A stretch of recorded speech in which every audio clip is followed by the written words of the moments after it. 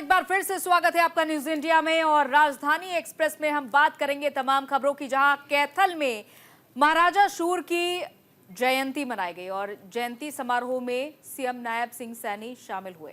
जयंती समारोह में सीएम ने जनता को संबोधित किया और सीएम नायब सिंह सैनी ने विपक्ष पर इस दौरान निशाना भी साधा।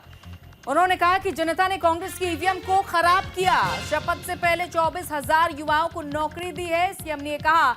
और साथ ही उन्होंने ये भी बताया कि कैथल में राज्य स्तरीय महाराजा शूर सैनी जयंती समारोह का आयोजन किया गया है, जिसमें मुख्य अतिथि के तौर पर सीएम नायब सिंह सैनी शामिल हुए और उनका भव्य स्वागत किया गया। और इस दौरान सीएम नायब सिंह सैनी जनता को संबोधित करते हुए नजर आए। साथ ही कांग्रेस पर उन्होंने जमकर हमला भी बोला। जुबानी हमला बोलते हुए कहा कि कांग्रेस पार्टी अब झूठ का पुलिंदा बन चुका है और ये झूठ का पुलिंदा हरियाणा के चुनाव में सफलता हासिल नहीं कर पाई है। और विधानसभा चुनाव से पहले भूपेंद्र हुड्डा की टीम आश्वस्त थी कि उनकी सरकार बन जाएगी, लेकिन चुनाव परिणाम के बाद जनता ने कांग्रेस की ईवीएम को खराब कर दिया, जबकि नरेंद्र मोदी की ईवीएम मजबूत हुई है। और आगे ये भी उन्होंने बताया कि जब विधानसभा चुनाव के परिणाम आए तो उन्होंने सीएम की शपथ लेने से पहले 24,000 युवाओं को नौकरी देने का काम किया है।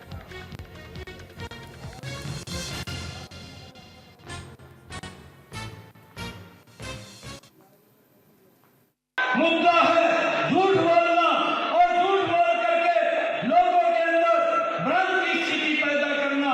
भाइयों, इन्होंने हिमाचल में झूठ बोला, इन्होंने कर्नाटक के अंदर झूठ बोला, इन्होंने तेलंगाना में झूठ बोला और झूठ बोल करके सत्ता तो हथिया ली। और राहुल गांधी वादा तो आपकी सरकार ने किसी को भी लाभ नहीं पहुंचाया और आपके झूठ का ये पर्दाफाश हो गया।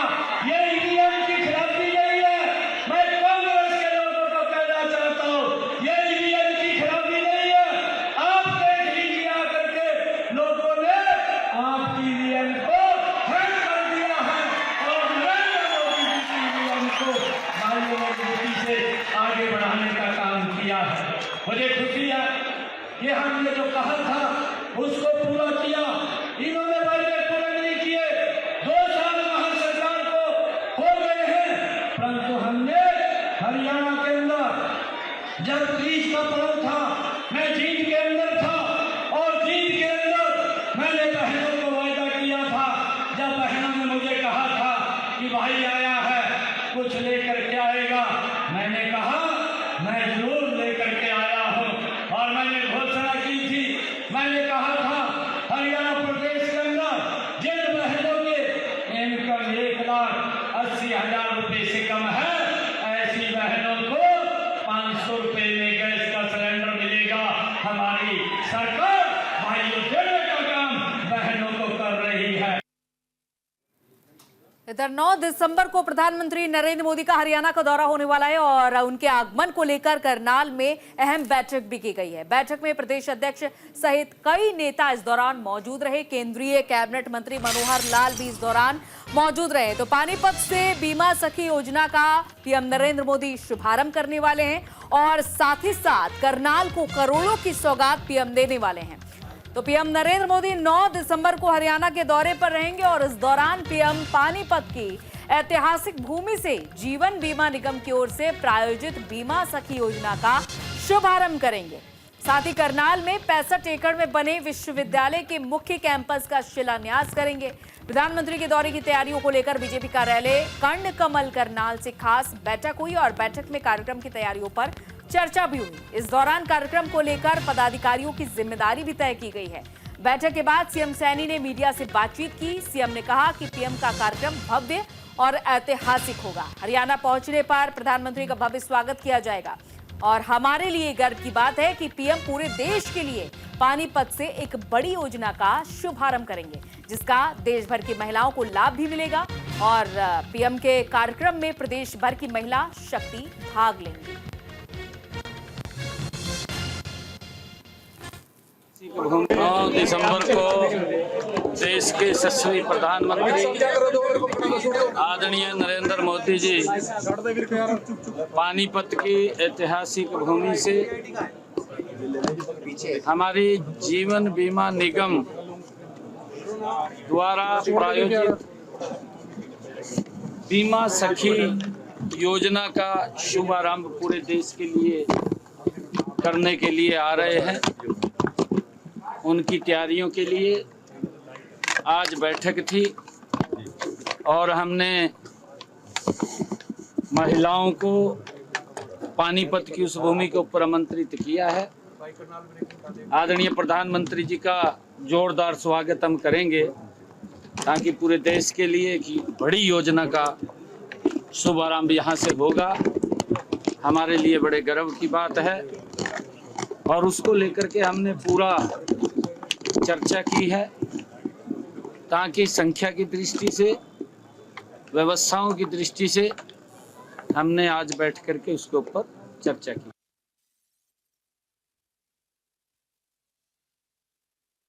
इधर अंतर्राष्ट्रीय गीता जयंती महोत्सव का आगाज हुआ है, जहां गीता महोत्सव में कैबिनेट मंत्री मनोहर लाल शामिल हुए। अधिकारियों और बोर्ड के सदस्यों के साथ उन्होंने बैठक की और महोत्सव की रूपरेखा को लेकर विस्तार से चर्चा भी की गई।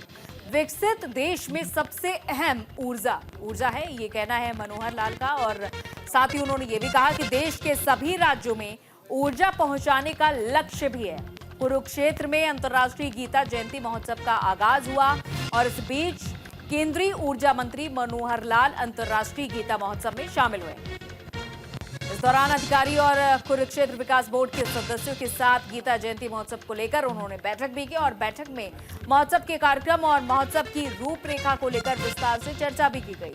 साथ ही मनोहर लाल ने यह भी कहा कि अंतर्राष्ट्रीय गीता जयंती महोत्सव 28 नवंबर से लेकर 15 दिसंबर तक मनाया जा रहा है और महोत्सव के जो मुख्य कार्यक्रम है वो 5 दिसंबर से लेकर 11 दिसंबर तक रहेंगे। और वहीं ऊर्जा को लेकर मनोहर लाल ने यह भी कहा कि लगातार ऊर्जा की मांग बढ़ रही है और विकसित देश में सबसे अहम ऊर्जा है। 2047 तक ऊर्जा की जितनी भी पूर्ति है उसको पूरा करेंगे और देश को 2047 तक विकसित भारत भी बनाएंगे।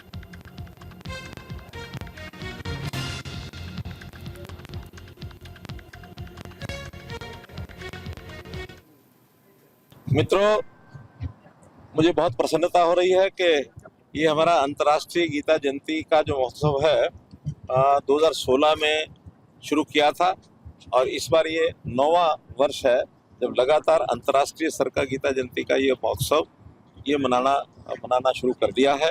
और इसका जो मुख्य कार्यक्रम है, जैसे हमको पता है कि 5 दिसंबर से लेकर और 11 दिसंबर तक रहने वाला है। वैसे कुल मिलाकर ये 17-18 दिन का कार्यक्रम चलता है। आज इसकी व्यवस्थाओं को समझने देखने के लिए और हमारे जो केडीबी के जितने भी पदाधिकारी हैं, सदस्य हैं, उन सब से जो बैठ के बातचीत हुई है उसके अंदर ये अच्छे प्रकार से इसके व्यवस्थित ढंग से योजना सब बन जाए ऐसी चर्चा की है। और हम देख रहे हैं कि जितने भी यहाँ स्टॉल्स हैं, जितनी दुकानें हैं, वो सब प्राय और बहुत अच्छा है कि इसका मिला। और इधर दिल्ली कूच के लिए किसानों ने मास्टर प्लान बनाया है। दरअसल 6 दिसंबर को दिल्ली कूच करेंगे सभी किसान और पंजाब से लेकर हरियाणा तक इसको लेकर के हलचल तेज हो चुके हैं। तो ट्रैक्टर ट्रॉली के बिना ही दिल्ली रवाना होंगे किसान। 9 महीने से शंभू बॉर्डर पर ये किसान मौजूद हैं, सिर पर कफन बांधकर दिल्ली में मौजूद हैं किसान। अपनी मांग को लेकर हरियाणा, पंजाब की शंभू बॉर्डर और खनौरी बॉर्डर पर प्रदर्शन कर रहे हैं। किसान 6 दिसंबर को दिल्ली का कूच करेंगे, लेकिन ट्रैक्टर ट्रॉलियां आगे ले जाने की इजाजत ना होने के मद्देनजर किसानों ने ऐलान किया है कि इस बार वो ट्रैक्टर ट्रॉली लेकर आगे नहीं बढ़ेंगे, बल्कि पैदल ही अलग अलग जत्थों में दिल्ली की और 6 दिसंबर को रवाना होंगे और दिल्ली पहुंचकर अपने आंदोलन को और भी आगे बढ़ाएंगे। प्रदर्शनकारी किसान 13 फरवरी से पंजाब और हरियाणा के बीच शंभू और खनौरी बॉर्डर पर डेरा डाले हुए हैं। केएमएम नेता सरवन सिंह पंढेर ने कहा कि लंबे इंतजार के बाद उन्होंने दिल्ली जाने का फैसला किया है और उन्होंने ये भी कहा कि हम 6 दिसंबर को दिल्ली की ओर बढ़ेंगे। आपको बताते चले कि लगातार 9 महीने से उनका यह आंदोलन जारी है शंभू और खनौरी बॉर्डर पर। अब उन्होंने फैसला लिया है कि 6 दिसंबर को वो दिल्ली कूच करने वाले हैं। अपनी मांगों पर लगातार ये किसान आंदोलन कर रहे हैं और अब ये देखना होगा कि जब ट्रैक्टर ट्रॉली के बिना ये किसान रवाना होंगे तो क्या सरकार की ओर से भी कोई कदम आगे बढ़ाया जाता है इन किसानों की मांग सुनने के लिए, क्योंकि लंबे समय से अपनी मांग रख रहे हैं और ऐसे में देखना होगा कि क्या कुछ आगे कदम उठाया जाता है। ਔਰ ਦੋਵਾਂ ਫੋਰਮਾਂ ਵੱਲੋਂ ਜਿਹੜਾ ਇਹ 13 ਫਰਵਰੀ ਤੋਂ ਸਾਡਾ ਅੰਦੋਲਨ ਚੱਲ ਰਿਹਾ ਵਾ ਔਰ ਲਗਭਗ 293 ਦਿਨ ਇਸ ਅੰਦੋਲਨ ਨੂੰ ਹੋ ਗਏ ਆ ਤੇ ਜਿਹੜਾ ਮਰਨ ਵਰਤ ਚੱਲ ਰਿਹਾ ਉਹ ਲਗਭਗ 6ਵੇਂ ਦਿਨ ਵਿੱਚ ਸਾਡਾ ਦਾਖਲ ਹੋ ਗਿਆ ਵਾ ਔਰ ਜਿਹੜਾ ਐਲਾਨ ਕੀਤਾ ਸੀਗਾ ਵੀ ਅਸੀਂ 6 ਫਰਵਰੀ ਨੂੰ ਦਿੱਲੀ ਕੂਚ ਕਰਾਂਗੇ ਉਹਦੇ ਵਿੱਚ ਇਹ ਆ ਵੀ ਬਹੁਤ ਸਾਰੇ ਹਰਿਆਣੇ ਦੇ ਮੰਤਰੀਆਂ ਦੇ ਬਿਆਨ ਆਏ ਖੇਤੀ ਮੰਤਰੀ ਵੀ ਜੇ ਜਥਾ ਟਰੈਕਟਰ ਟੋਲੀ ਨਹੀਂ ਲੈ ਕੇ ਜਾਂਦਾ ਤੇ ਅਸੀਂ ਜਥੇ ਨੂੰ ਜਾਣ ਦੇਵਾਂਗੇ ਬੇਸਿਕਲੀ ਉਹ ਬਿਆਨ ਦਾ ਅਰਥ ਇਹ ਸੀ ਇਹੀ ਗੱਲ ਜਿਹੜੇ ਕੇਂਦਰੀ ਰਾਜ ਮੰਤਰੀ ਆ ਰਵਨੀਤ ਬਿੱਟੂ ਜੀ ਉਹਨਾਂ ਵੀ ਕਹੀ ਲਗਭਗ ਵੀ ਸਾਨੂੰ ਕੋਈ ਇਹਦੇ ਤੇ ਇਤਰਾਜ਼ ਨਹੀਂ ਹੈਗਾ ਹੁਣ ਅਸੀਂ ਚਾਹੁੰਦੇ ਆ ਵੀ ਇਹ ਭਾਜਪਾ ਨਾਲ ਜੁੜੇ ਹੋਏ ਦੋ ਵੱਡੇ ਮੰਤਰੀ ਆਪਦੇ ਬਿਆਨਾਂ ਤੇ ਕਾਇਮ ਰਹਿਣ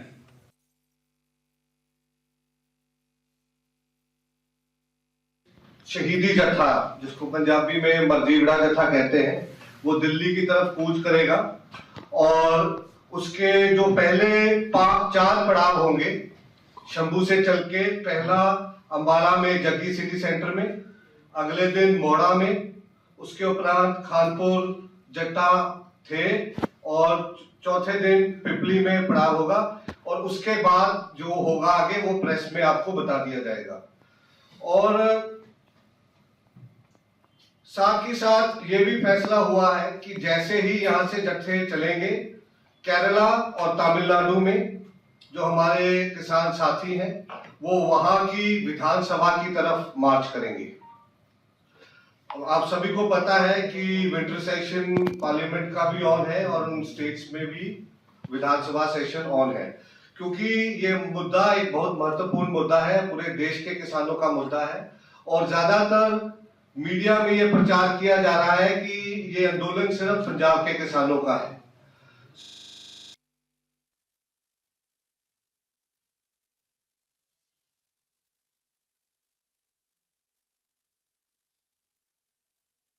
तक हलचल तेज है और देखिए किसान आंदोलन 2.0 शुरू हुए लगभग 9 महीने से ज्यादा समय बीत चुका है।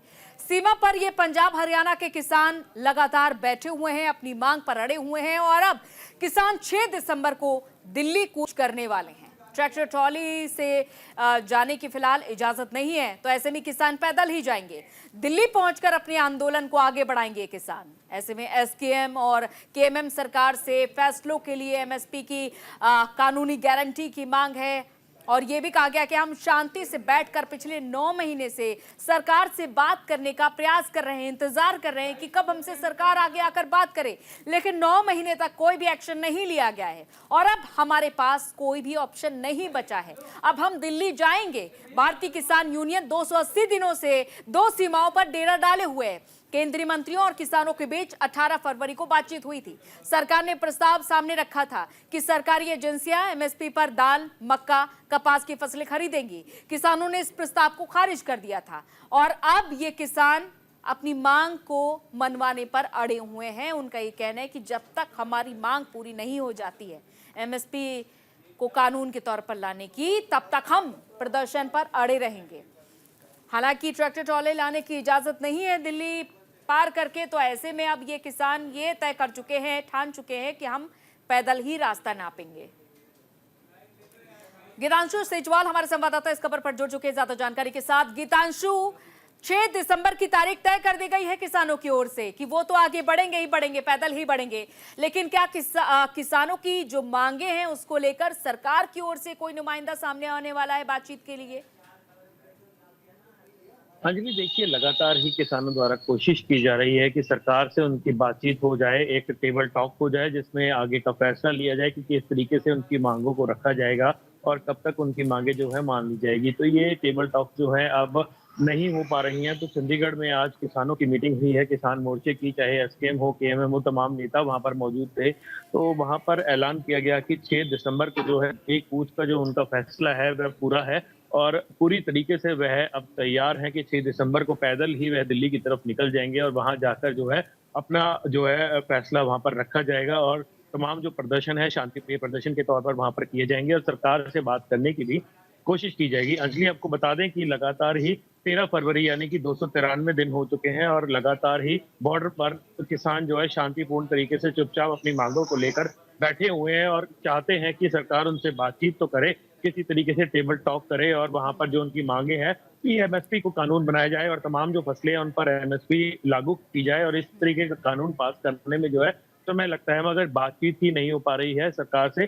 तो इस बात पर वह किसान जो है अड़िग हो गए हैं कि वह अपनी बात को है मनवा कर रहेंगे और अब जो है फैसला उनका पक्का हो चुका है। अपनी जी, मांग अंजलि। मनवा कर रहेंगे, लेकिन ये बड़ा सवाल है गीतांशु की कैसे, क्योंकि काफी लंबा समय बीत चुका है। फरवरी में आखिर बार बात हुई थी, उसके बाद कोई बातचीत नहीं हुई है, तो कैसे आखिर ये सफल हो पाएगा? क्योंकि तमाम जो सुरक्षा व्यवस्था के बीच आखिर किसान कैसे बढ़ पाएंगे, और ये भी जरूरी नहीं है कि वो आगे बढ़ेंगे, तो ऐसे में कोई सामने आएगा बातचीत करने के लिए?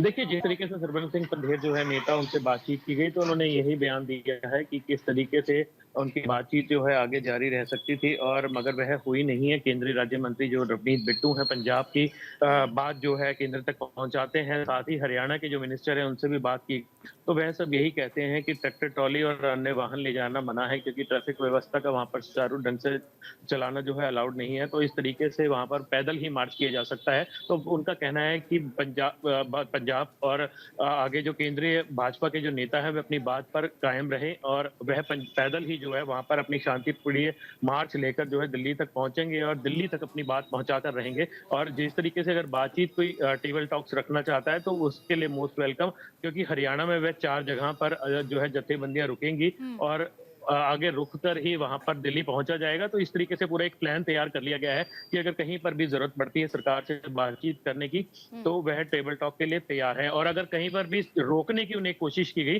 तो सरकार की मंशा उन्हें साफ नजर आ जाएगी कि सरकार ही नहीं चाहती कि वह उनसे बातचीत करे, मगर वह कहीं भी विरोध नहीं करेंगे और सर पर जो है कफन बांधकर वह निकले हैं और हर बार वह बिल्कुल। देखिए, किसानों ने तो अपना रुख साफ कर दिया है कि हम सर पर कफन बांध कर निकले। कितनी बड़ी संख्या में किसान बॉर्डर पर इस समय मौजूद हैं और 6 दिसंबर के लिए कहां से किसान आने वाले हैं इस आंदोलन के लिए? देखिए अंजलि, पूरी एक प्लान तैयार कर लिया गया है। बॉर्डर से जो है दिल्ली तक जाने के लिए एक वॉलंटरी एक फॉर्म निकाला जाएगा। कल 3 बजे एक उनकी वेबसाइट पर जो है फॉर्म निकाला जाएगा और फॉर्म से ही आगे वॉलंटियर जोड़े जाएंगे कि किसानों के अलावा और जो उनकी मदद करना चाहते हैं किसी भी तरीके से वह फॉर्म भर सकते हैं और उनको मौका दिया जाएगा उनके साथ जुड़ने का। तो लगभग ये तय है कि पूरे पंजाब से जो जथेबंदियां हैं उनके सपोर्टर्स हैं वह जुड़ेंगे और कहीं ना कहीं एक राजनीति में बड़ा हलचल देखने को मिल सकती है, चाहे पंजाब हो, चाहे हरियाणा हो, चाहे दिल्ली की सरकार हो। कहीं ना कहीं एक बहुत बड़ा एक जत्था जो है देखने को मिल सकती है। चुनाव भी होने दिल्ली में, ऐसे में देखना होगा कि क्या हलचल देखने को मिलेगी। बहुत बहुत शुक्रिया गीतांशु तमाम जानकारी के लिए। अगली खबर की ओर बढ़ते हैं। इधर पंजाब सीएम आवास का घेराव रद्द कर दिया गया है। किसान नेता सुखजीत का अनशन स्थगित कर दिया गया है। जगजीत डल्लेवाल का अनशन जारी रहेगा। एमएसपी समेत किसानों की कई मांगे हैं। पंजाब में किसान आंदोलन 1 दिसंबर को मुख्यमंत्री भगवंत मान के आवास पर होने वाला घेराव फिलहाल रद्द कर दिया गया है। और इसके अलावा भगवंत मान और आम आदमी पार्टी के संयोजक अरविंद केजरीवाल का पुतला दहन कार्यक्रम भी रद्द कर दिया गया है। तो 26 नवंबर को आमरण अनशन शुरू करने वाले सुखजीत सिंह ने अपना अनशन स्थगित कर दिया है। हालांकि जगजीत सिंह डल्लेवाल का आमरण अनशन जारी रहेगा। तो डल्लेवाल ने 5 दिन पहले खनौरी बॉर्डर पर आमरण अनशन शुरू कर दिया था और इसके बाद पंजाब पुलिस ने उन्हें हिरासत में ले लिया था। शुक्रवार को पुलिस ने उन्हें जैसे ही रिहा किया वो फिर से आमरण स्थल पर पहुंच गए थे और तब से डल्लेवाल का यह अनशन जारी है।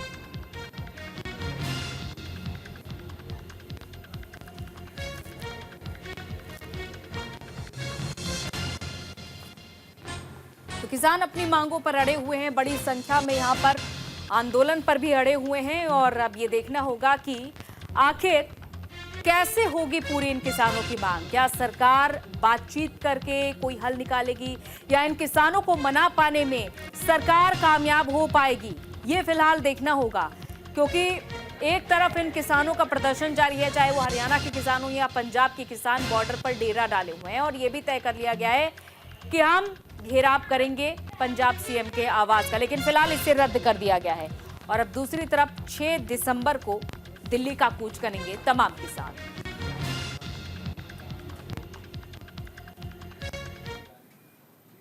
और दिल्ली स्थित हिमाचल भवन के नाम पर अटैच सरकारी संपत्ति पर हाईकोर्ट के नियमानुसार हमारी सरकार ने 64 करोड़ की राशि जमा करवा दी है।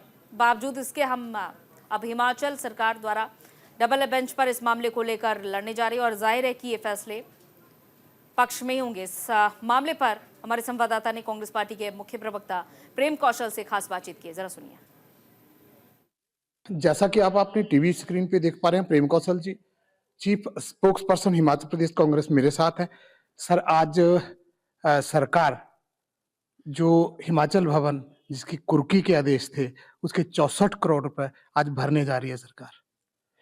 देखिए, ये जो मसला है ये हिमाचल भवन का मसला नहीं था। हिमाचल भवन को एक पावर प्रोजेक्ट का जो फ्रंट मनी प्रीमियम है वो सीज किया सरकार ने, क्योंकि उन्होंने एमओयू होने के बावजूद उस प्रोजेक्ट को एग्जीक्यूट नहीं किया। तो वो जो कानून है और एमओयू के अंदर जो शर्तें हैं उनके तहत वो पैसा जो है वो सीज किया गया था और वो सीज हुआ भारतीय जनता पार्टी की सरकार के समय में। भारतीय जनता पार्टी की सरकार के समय में ही उस कंपनी ने हाई कोर्ट में केस किया। 64 करोड़ रुपए को लेके जो फैसला आया वो हिमाचल भवन को एक गवर्नमेंट की प्रॉपर्टी समझ के अटैच किया गया। हिमाचल भवन से संबंधित ये कोई मसला नहीं था। मसला ये एक पावर प्रोजेक्ट का था जिसको एक कंपनी ने एग्जीक्यूट एमओयू साइन करने के बावजूद नहीं किया और उसका जो फ्रंट प्रीमियम मनी था उसको गवर्नमेंट ने सीज किया था, उसके संबंधित केस था। तो अब क्योंकि वो कोर्ट के आदेश हैं, आर्बिट्रेटर है, उसने उसमें अवार्ड किया है, तो वो चलिए, इसी के साथ राजधानी एक्सप्रेस में फिलहाल इतना ही। इजाजत दीजिए, तमाम खबरों का सिलसिला अभी भी जारी है। रुक रहे हैं आप एक ब्रेक के लिए।